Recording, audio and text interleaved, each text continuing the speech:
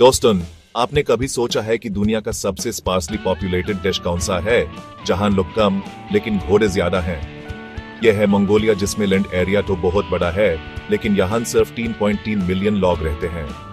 और सबसे इंटरेस्टिंग बात, यहाँ घोड़े लोगों से ज्यादा है, क्योंकि यहाँ आज भी ट्रेडिशनल नोमैडिक लाइफस्टाइल चलता है और घोड़े उनके जीवन का एक इंपॉर्टेंट पार्ट है। यहीं से जेंगिस खान का एम्पायर भी स्टार्ट हुआ था।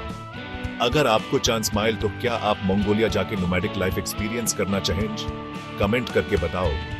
अगर ये फैक्ट इंटरेस्टिंग लगा तो वीडियो को लाइक करो और नए यूनिक फैक्ट्स के लिए चैनल को सब्सक्राइब करना मत भूलना।